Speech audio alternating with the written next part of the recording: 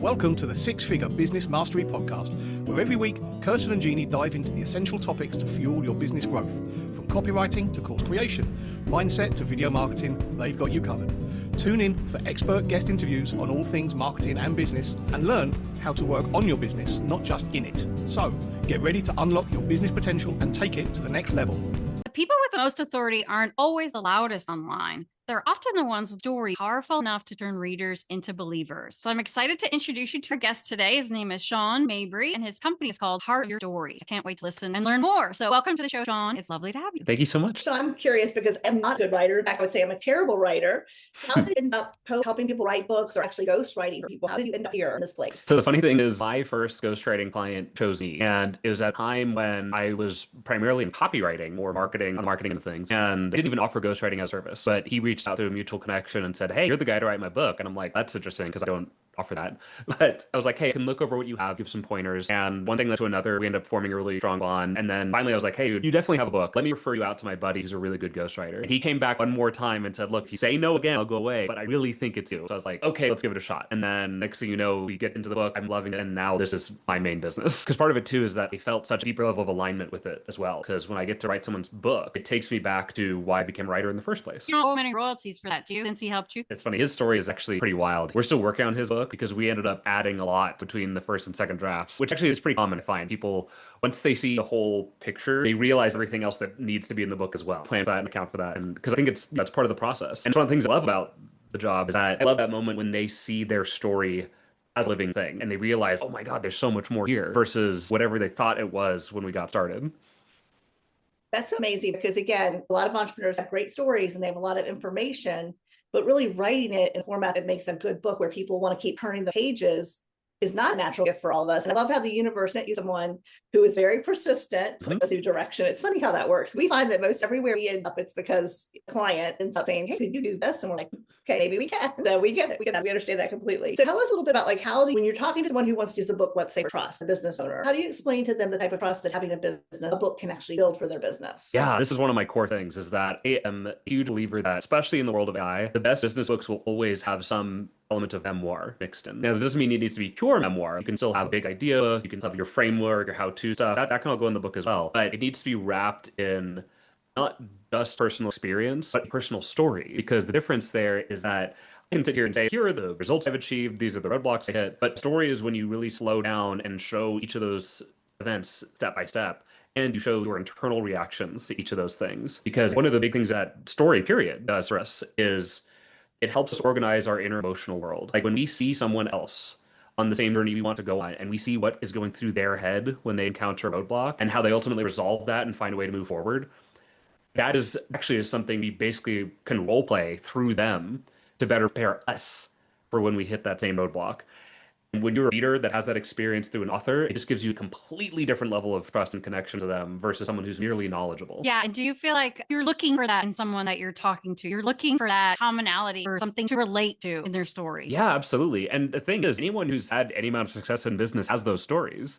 I very rarely find someone who, quote unquote, doesn't have a story. What actually is far more common is that they need help identifying and shaping the story. But it's in there. It's definitely in there. And so I've built out this whole suite of tools to do that. And that's actually part of why I also added author coaching track, where I'm helping you apply the tools to your own work instead of me writing everything for you, because I realized there's no reason why I only need to use these for ghostwriting. The same tools I can turn around and apply to someone who wants to write their own book. And it's going to save them, one of the biggest things, shave off years of their process. And I'm not kidding. I've met people who've been working on the same book for 7 years. And I'm like, dude, you could have gotten that done in one. It's a little perfectionism there, or just like you said, realizing they left stories out and trying to figure out how to weave them in. I could see that being challenging. Jeanne and I know because there's two of us as business owners. We get along fabulously well. We love what we do. But whenever you have to write copy, which is what you did originally, we bicker like 6-year-olds because we have two different voices. We played with doing booking. Jeanne, you've got a book about 80% done at one time, right? More or less. And we just never followed through with it. So we're probably those people who have something but never follow through. Part of that for us is weaving our stories together so we don't sound like neurotic, crazy people in a book or in our copywriting. So that's something that we think we'll revisit in the future at some point. Yeah. It's funny you should mention that actually. Just Data read a book for another ghostwriter friend of mine. And that was a book with two authors that does the same thing. They weave the voices together back and forth. And I can't say too much more about that book for obvious reasons, but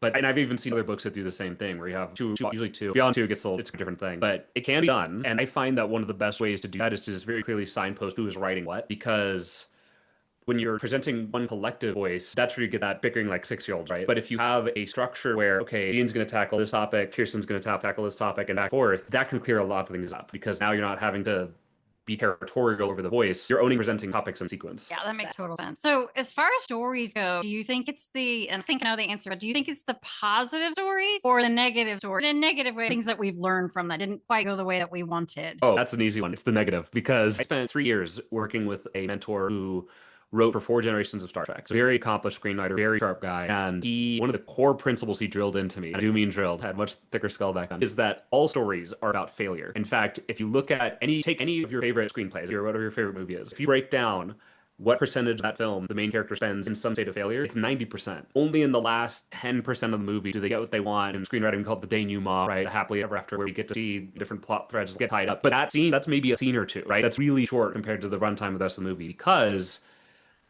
once a character gets everything they want, we'll celebrate with them. Okay, quick pause. This episode is sponsored by our Profit Clarity Masterclass. If you've been avoiding your finances and quietly hoping it won't catch up with you, we want you to hear this. You're not failing. This is incredibly common for most business owners. Most people don't avoid money because they don't care. They avoid it because it feels heavy, confusing, or stressful. In our free live masterclass, we're going to show you a clear, more supportive way to handle your finances so your business can actually support your life. You can learn more and save your seat at lessmathmoremoney.com. We look forward to seeing you there. We've seen all the failures that went up to it, but then we very quickly stopped caring, right? Every screenwriter knows you got to get out of there. The story's done. And if you go too far into the positive, and this is, I think, one of the biggest problems people run into when they start building their authority platform is if all you ever do is share your wins, that actually breeds resentment. That breeds jealousy and suspicion because people are like, good for you, right? It must be nice. But if you can show what it took to get there, not only does that create a deep level of trust, but it goes back to that idea of modeling, right? Oh, wow, this is how they made sense of this really painful moment and got through it. Now I can do the same thing with whatever challenge I'm facing. Yeah, I love that. I feel like that kind of goes against the old school marketing where it was all, I've accomplished this, so you can too, or I know how to do it, and so I'll help you. I don't know. There wasn't a lot of openness and raw kind of sharing the real pain. Yeah, and I think that kind of speaks to what type of product you're marketing, right? Because if you're selling some sort of quick fix, then you have to present the story that way, right? It's like you get up to a certain point. In fact, sometimes you can think, I look at that as like an incomplete story. You've gotten to the point where really, Act 2 would begin, where now you get deep into the inner struggles and change need to happen. But then it's like, nope, magical band-aid fix, we're done, right? And I think as time goes on, those stories just feel more and more hollow. And that's why, literally, that is the core mechanism of market sophistication. That's why those stories work less and less over time, is that the audience learns that ain't how it works. Right? Share with us maybe from your experience or some clients' experiences, or maybe a story that just stood out to you. Story that you felt like really impacted you and how you saw your business or saw yourself in your business. Oh man, there's a bunch. One of the ones that actually came up for me as a transition in ghostwriting was thought back to way earlier in my career where I was working in-house as a copywriter, and the CEO of that company launched his book while I was there, and I got to help out with that process. And actually, a kind of fun side story, I proofread the entire book in a single day because the publisher left a bunch of errors in there, and he's like, Shawn, fix it, which I did. But the story that I want to highlight here is that same CEO talked about how there was a stretch of his business where the business was crumbling. And this was like, I think maybe 6 months to a year before I started with the company. So I got to come and enjoy the good times, like right after this period. And during this time, he was in this really dark place where he knew things were falling apart. He had no clue what to do about it. He did know deep down, but he just didn't want to. Like, he had to basically go fire his partner, and it was going to be a whole thing. But while this is all happening, he would literally sit, and he told us this story, he would sit in his parking lot outside the office and read books about Navy SEALs because he thought they were cool, right? It wasn't even a self-improvement thing. It's kind of its own genre these days. He literally was just like, I want to read cool stories about these kick-butt soldiers. And it was the process of reading those stories that the mental toughness and the ability to do hard things bled into him from reading all these accounts. And that's part of what helped him make the leap. You know what? I'm going to go confront this guy. I'm going to take control of my business. I'm going to fix this, which is ultimately what he did. And it led to this. While I was with the company, we were on the Inc. 1000 list 4 years in a row, which is extremely rare. I love that story because it ties everything together for me, right? It's like everything from what happens to the business owner when they become an author, because that's just the level of impact they can have, but also I love thinking that reader, right? Who else out there is going through their version of that same thing where they're reading book after book? And I talk to entrepreneurs all the time, like, oh yeah, I went through a period of reading like 100, 200 books a year. My goal every single time I work with an author is to make sure that their book is one of the percent of books that person remembers because it has that deeper impact. Yeah, that's a fantastic goal. Now I want to flip the coin. Yeah. What if you're dealing with business owners that don't have anything? Because I think that's the other thing is sometimes you think, I don't have a story as dramatic as that. The people that are laying in bed showing you pictures of themselves with IVs attached because they burnt themselves out. Or like this guy's story, totally on the brink of failure. What if someone doesn't? Because I think there's more people in the middle that are slightly struggling, but it's nothing catastrophic, right? They're plugging along, let's say, haven't hit any drama, big obstacles, but they just haven't gotten there. How do you talk to someone about that when they don't feel like their story compares to these big stories that other people have? Good question. So the big problem there is that they've zeroed in on the underdog archetype, which is one of the core 4 heroic archetypes. Now, notice I said 4. That's 3 other options that most people have barely even aware of most of the time. So what I find, and just to really quickly go over the other ones, are the classic hero, which is the one who basically always does the right thing, Superman, basically. And the way you can position yourself as, you can't really just say, I'm Superman, I'm perfect. But what you can do, especially, I think this is really good positioning for a lot of experts, especially if you've got really deep industry experience and you never really had that struggle phase in the same way. But if you have deep insider knowledge, you can say, I am the one who has taken the fire from the gods and brought it down to mortal kind. I am sharing the secrets that no one else will tell you. I am sharing you the insider information that they've kept from you. That's classic hero positioning. The other one that is, again, really, most people don't even know this exists, but the everyman hero, which is not the same thing as an underdog, because underdog is someone where you're looking at them, and this is, like you said, the person like sitting in bed with the IVs hooked up to them. They've had this horrible blow up. But it's, oh my God, how did they end up here? With the everyman is someone where we look at them and think, what would I do in this situation, right? Because they're a little bit more of a blank slate. They're everyman, right? They're normal. They're just like me. And so watching them wander into these extraordinary circumstances and do these great things is, wow, I can actually imagine myself doing that, which actually fills a nice gap between, because I've had that moment of, does my life need to blow up first before I can have the success I want? Because that's what all the underdog stories say. It's, no, it doesn't. I don't want to burn out and end up in the hospital. Thank you. Yeah. Get that, please. And the last one's Everyman, anti-hero. the normal person story. Yeah. In fact, actually, I have a whole course on the archetypes, and so stop me before I go too far down the rabbit hole. But the interesting thing with that everyman too, that it actually gives a very different window into your world, because usually the thing with an underdog is that they've already tried and failed, right? They've already gone in, they have battle scars that are useful in the sense that they can show you how not to end up in that same situation. In fact, one of my favorite examples of a nonfiction author who's very much an everyman is Derek Sivers. Are you familiar with Derek Sivers? So he has a great book called Everything On, and it's about him launching his company called CD Baby, which was a CD publishing company back when we had CDs. But it's this amazing story of how at every turn he just went in and said, what do I want to build? Yeah, I know people say you're supposed to build it like this, but I don't want to. Let me find a way to do what I want. And guess what? He keeps finding a way to do the thing that he wants, right? And that's a classic everyman perspective. In fact, it's even a sub-archetype I like to call it innocent wanderer, because that is such a rare thing. If you can wander into a situation and just ignore all the established rules, there's so much wisdom in that. And those people end up becoming incredible innovators because they're not constrained by the assumptions that other people carry around. Amazing. And what's the 4th one? You've got me hooked now. Oh yeah, so the 4th one is the anti-hero.